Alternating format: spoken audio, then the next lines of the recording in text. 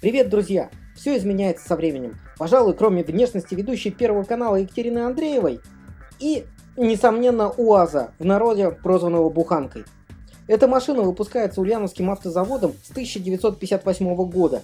С тех пор машина изменяла модельный индекс, появлялись различные модификации, но идеология конструкции и внешнего вида остались практически неизменной.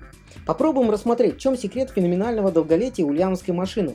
Сразу отмечу, что мы не будем вдаваться по уши в технические подробности и модификации машины, не будем обсуждать качество автомобилей, выходящих с завода на продажу в настоящий момент, просто вспомним некоторые интересные моменты, связанные с буханочкой и секретами ее долголетия.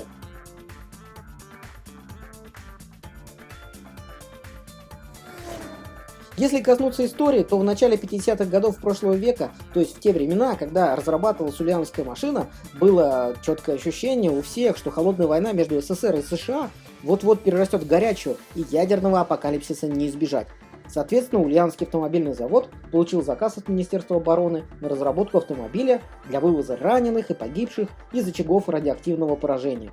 Разработчики изначально заложили возможность перевозки, помимо водителя и пассажира, 5 носилок с ранеными. 4 из них крепятся по бортам в 2 яруса, а 5 задвигаются между боковыми. За характерную форму металлический фургон нарекли в народе буханкой, а бортовой грузовик – головастиком. Ну и еще медицинскую модификацию автомобиля назвали таблеткой или пилюлей. В середине 50-х идеология назначения разрабатываемой модели немножко расширилась. Появилось понятие, что и советской армии, и народному хозяйству страны очень пригодился бы полноприводный автомобиль вагонной компоновки, который уже практически был готов к производству. Машина к этому моменту, обретшая название УАЗ-450, в основе своей имела шасси ГАЗ-69 с поставленным сверху оригинальным кузовом, нарисованным дизайнером Владимиром Ивановичем Арямовым. Говорят, буханкой этот автомобиль начали называть еще заводские испытатели. В 1957 году была закончена подготовка производства этого автомобиля, а в 1958 началось его серийное производство. Что характерно, потребность в машине такого плана была и в Америке, и американцы разработали машину подобного класса и выпустили ее в серию, правда, где-то на год пораньше. Кстати, в текущем видеоряде мы используем масштабные модели машины, коих выпущено довольно-таки много, и в советское время, и в настоящий период. А посмотреть на модельки более подробно вы сможете в другом нашем ролике, ссылочка на него есть в описании.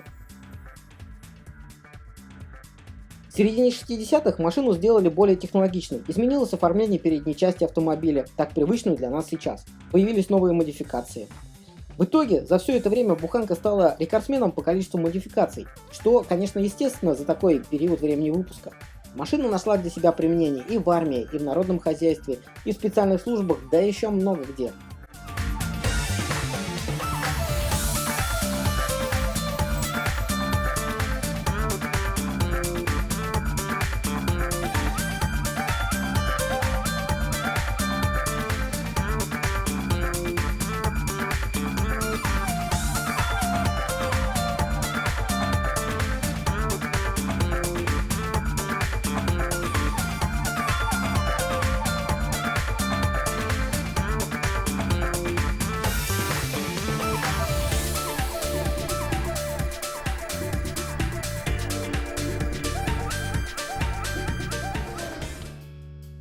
Конечно, в настоящее время автомобиль, спроектированный столько лет назад, не отвечает никаким требованиям, несмотря на некоторые модификации и улучшения.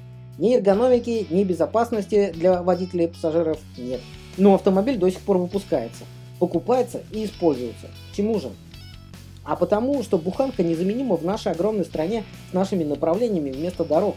Машина может пройти там, где не всякий джип проедет, а настоящих джипов не так и много. Полноприводные буханки способны преодолевать и заснеженные поля, и спокойно двигаться по колее, раскатанной грузовиками.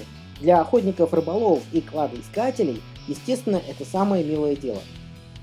И видеоряд, который идет фоном, это доказывает. Это съемки с канала Артема Пелевина, который любезно разрешил использовать их в нашем видео. Большая часть канала Артема на YouTube посвящена как раз похождениям буханочки, управляемой Артемом, его отцом и старшим братом, по разным проходимым и не очень местам. Ссылочка на канал, кстати, есть в описании к этому видео. Кому интересно, можно посмотреть. Я рекомендую. Конечно, машина не всесильна, но если буханочка куда-то влезла и застряла, то вытаскивать ее нужно уже не трактором, а танком. Шутка. Простота конструкции позволяет произвести ремонт практически в поле и без специального инструмента. Но нужно понимать, что приобретя для себя буханку, вы приобретаете конструктор. И если самостоятельно своими руками вы сделать ничего не можете, то и делать вам с такой машиной нечего. Машина для реальных пацанов с руками. Если честно, я такую машину не смогу взять.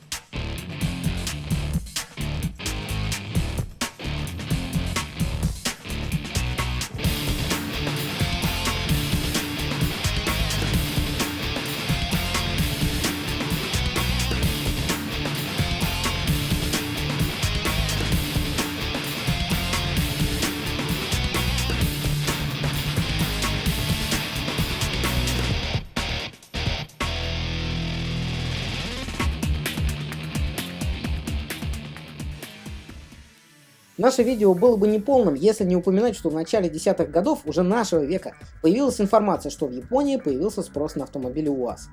Именно буханочки. Конечно, спрос появился у целителей старых брутальных машин безо всякой электроники. Даже одна из компаний, занимающихся продажей старых автомобилей, продавала буханочку, причем за бешеные даже для японцев деньги. На самом деле, если взглянуть на УАЗ с точки зрения японца, то машинка действительно выглядит очень кавайно. Ну просто добрый герой из комиксов. Правда, это были довольно-таки единичные случаи, но забавные. И сейчас на сайте этой компании УАЗ уже не найти, но сайт УАЗ GP по-прежнему работает. А уважаемые японцы косплеят свои автомобильчики под буханочку. Выглядит довольно забавно. Кстати, после того, как в нашем инстаграмчике мы разместили несколько фотографий моделей буханочки, сразу появились лайки от некоторых пользователей из страны восходящего солнца. Это интересно.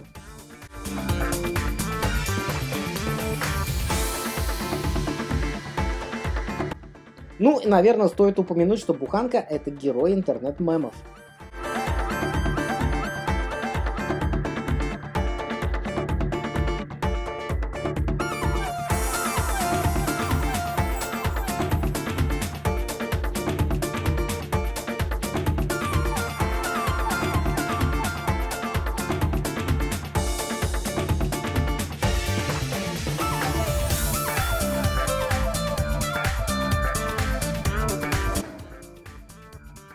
В общем, УАЗ — машина для людей с руками, в которую не жалко залезть в грязных сапогах и на самой машине залезть подальше в лес и по уши грязь.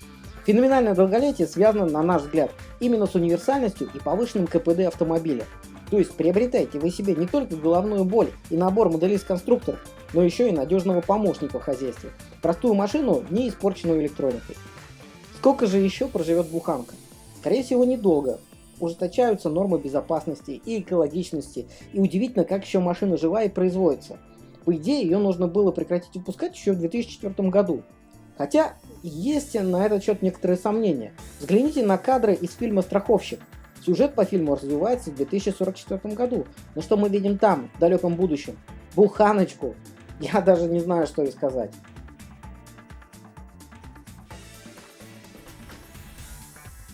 Ну, и еще несколько фотографий от ценителей и любителей буханочки.